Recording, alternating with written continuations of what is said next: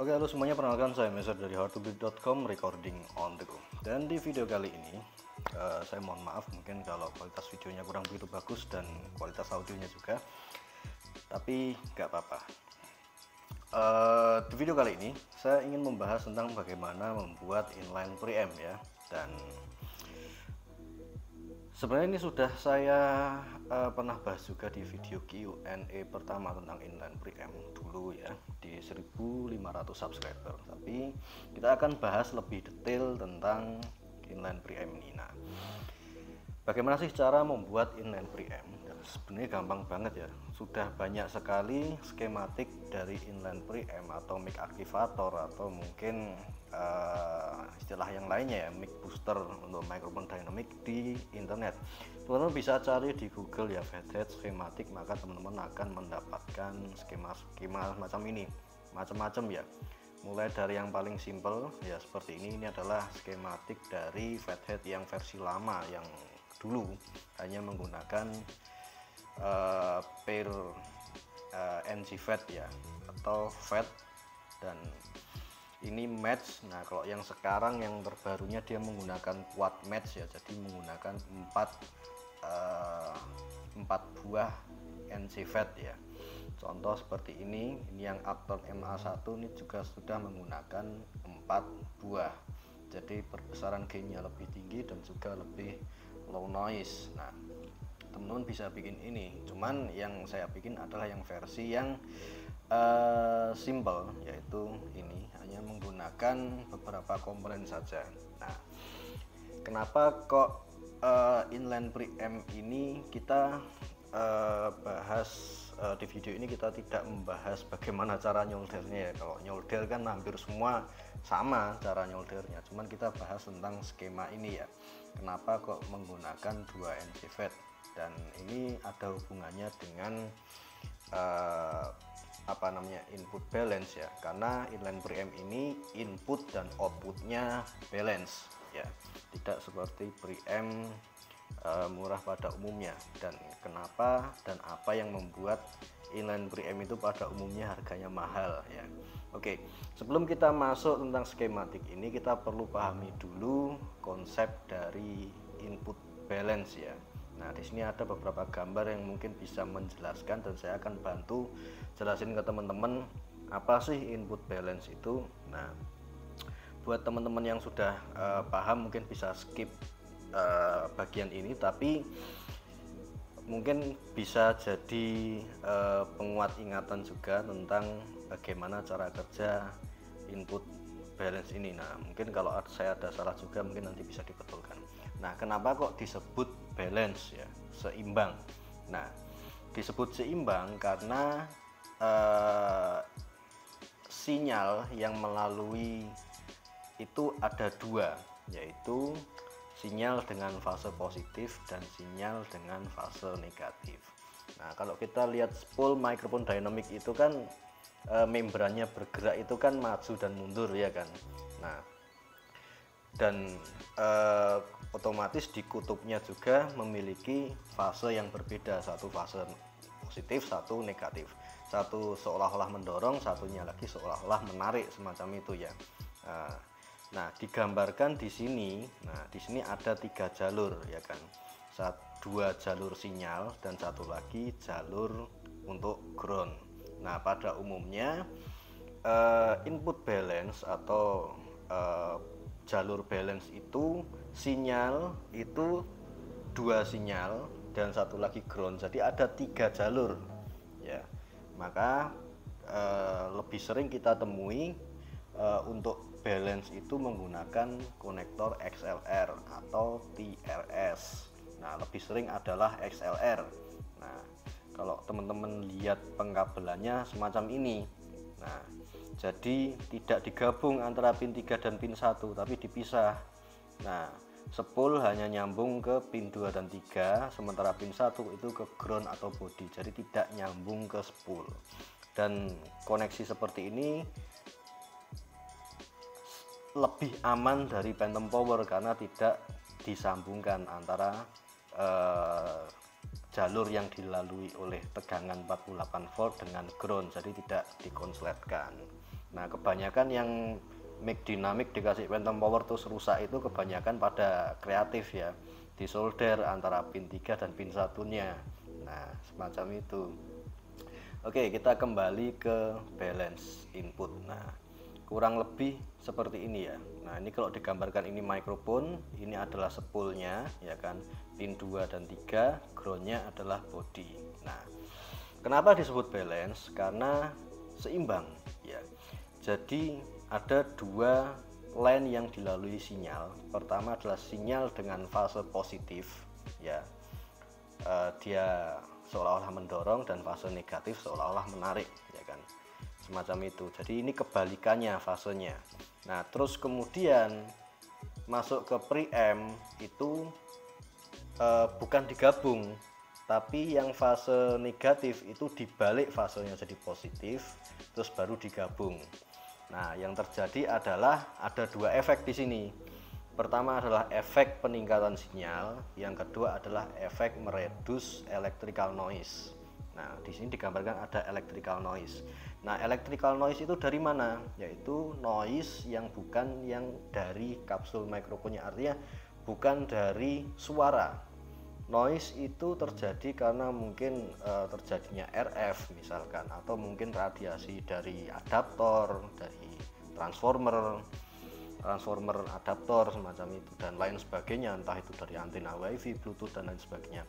Kalau teman-teman pernah mengalami ya, HP dideketin perangkat audio, terus kemudian HP itu dapat telepon, terus kemudian perpet. Nah, semacam itulah electrical noise, salah satu contoh electrical noise ya.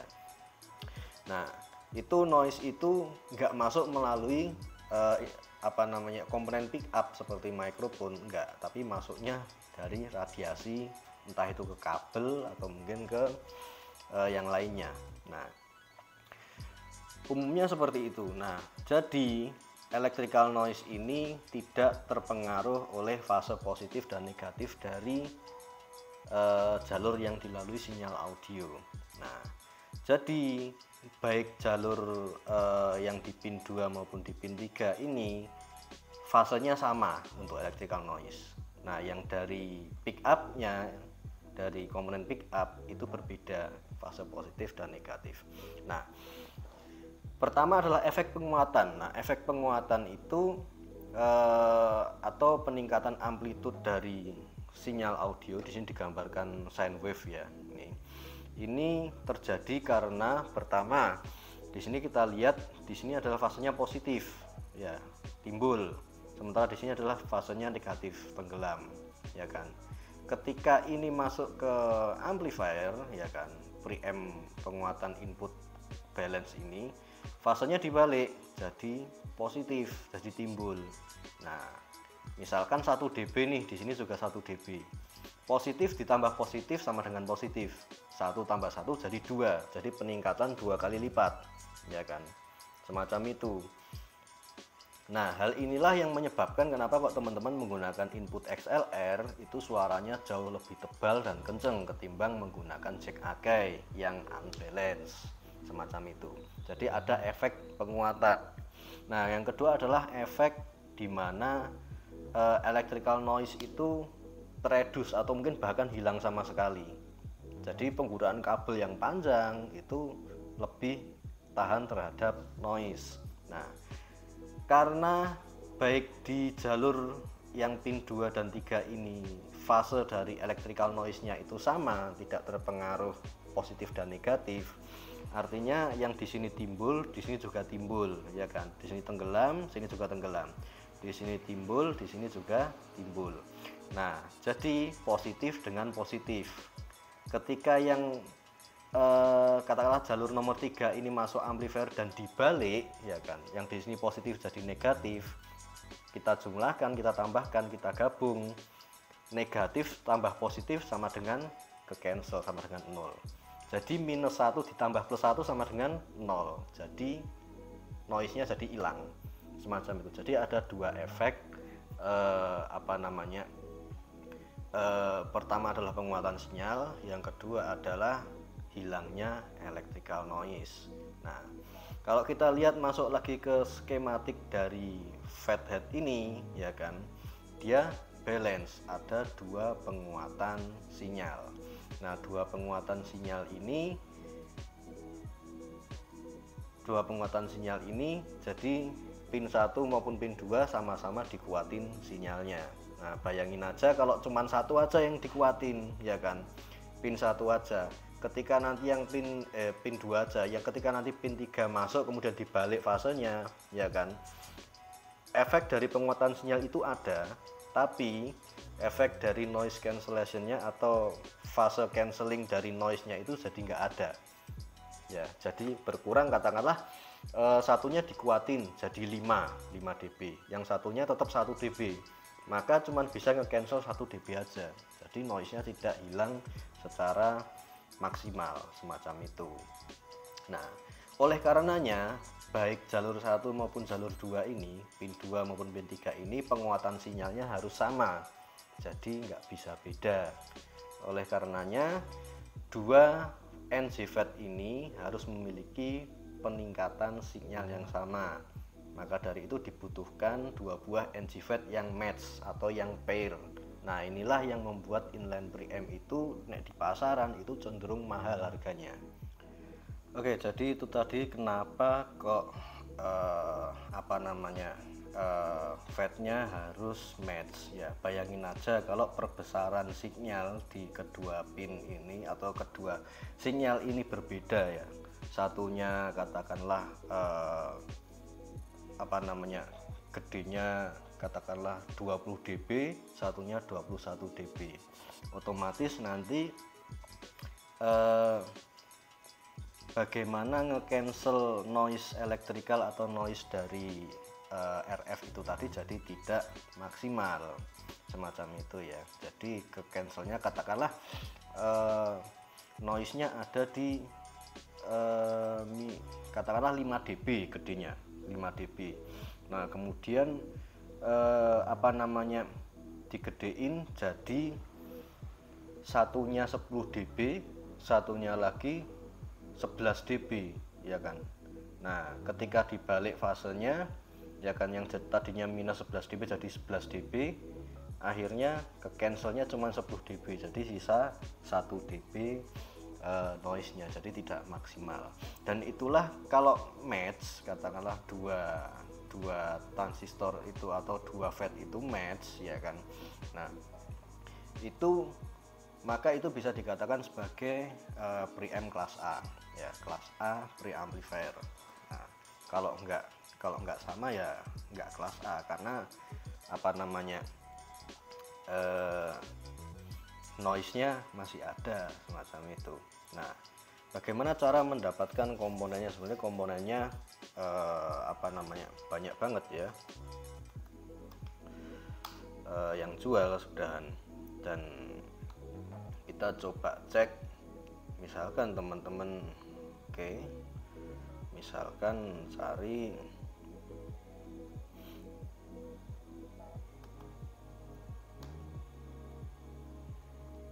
dua SK170 sesuai dengan skematik yang tadi, ya kan.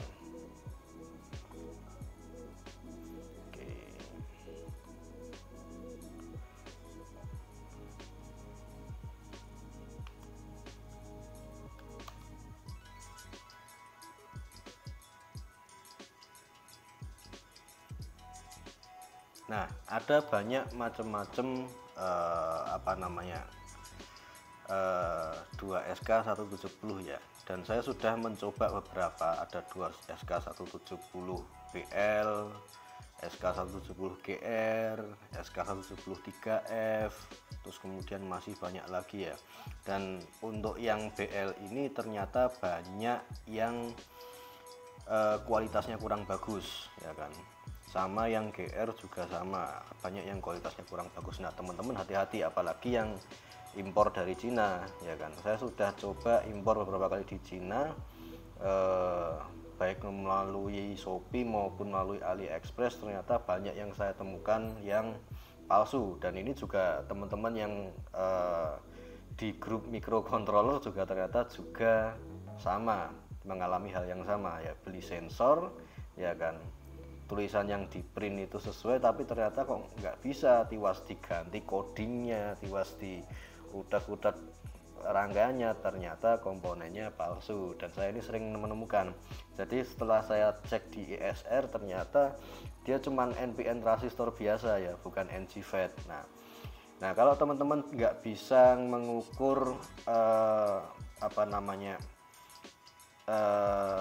NGFET ini match, nah teman-teman mungkin bisa cari yang sudah pair, contohnya seperti ini. Sorry, internet saya ternyata terputus. Oke, ini wifi nya agak stabil. Oke, kita muat ulang. Nah, contoh di sini, nah ini sudah match ya, match pair, artinya sudah nggak perlu ngukur-ngukur lagi, tinggal pasang ya kan. Nah cuman kok temen-temen pengen matchingin sendiri ya, prosesnya mungkin juga akan lama, nyeleksi satu-satu, dan belinya nggak mungkin cuman sepasang ya, beli banyak kemudian diukur. Nah pengalaman saya paling ya paling ketika teman-teman beli katakanlah 50 piece ya kan, nah paling itu yang bisa dijadiin match paling maksimal 20 lah gitu, maksimal 20. Nah jadi kenapa kok inline preamp ini kok banyak yang jual, harganya mahal? Memang sepantasnya memang harganya segitu, karena memang prosesnya cukup melelahkan gitu kan.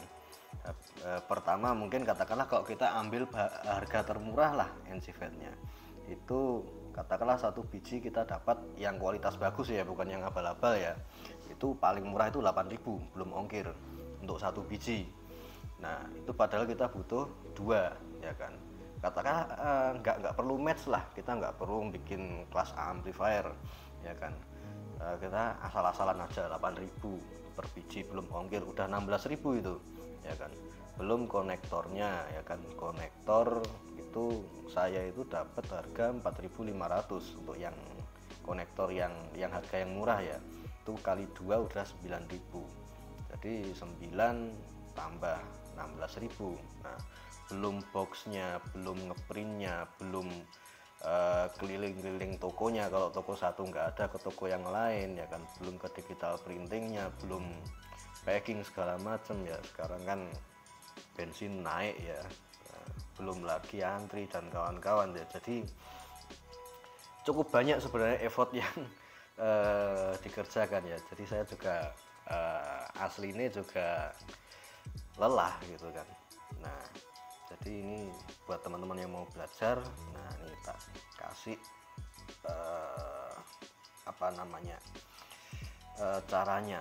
Nah oke, kurang lebih ini adalah komponen yang kita butuhkan ya. Ada resistor 22K ini untuk input impedance ya di microphone-nya. Nah terus kemudian 2 match 2SK 170. Nah ngomong-ngomong ini tolong mungkin bisa diabaikan simbolnya ya, karena ini sebenarnya bukan 2SK 170, ini yang saya pakai adalah transistor M channel biasa ya kan. Nah kurang lebih nah seperti ini. Nah yang pin 3 ini drain ya, pin 3 ini drain ke 68 ohm ke ground. Nah input dari pin 2 dan 3 ya, jadi sinyal fase positif dan fase negatif, hot sama cold. Untuk pin 1 hanya ke ground ya, tidak ke spool microphone.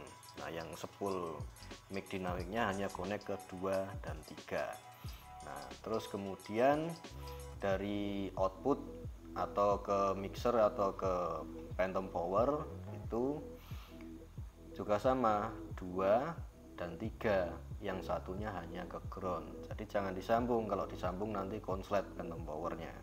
Nah kurang lebih seperti ini, teman-teman bisa screenshot dulu ya kan.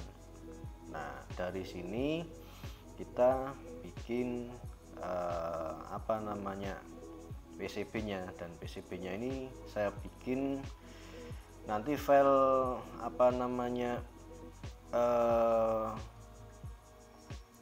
file apa grab Nah, filenya nanti templatenya ini saya bagikan gratis ya. Nah, teman-teman bisa download di apa namanya, linknya saya taruh di deskripsi. Teman-teman bisa download terus kemudian cetak di, terserah mau di JLC PCB atau di jasa PCB yang lain. Dan ini 2 layer sudah saya desainkan gratis loh, enak loh. Teman-teman nggak usah mikir nyolder sambung kaki sambung mana. Nah, tinggal tempelin aja komponennya di sini, solder dan selesai ya, jadi nggak pusing itu.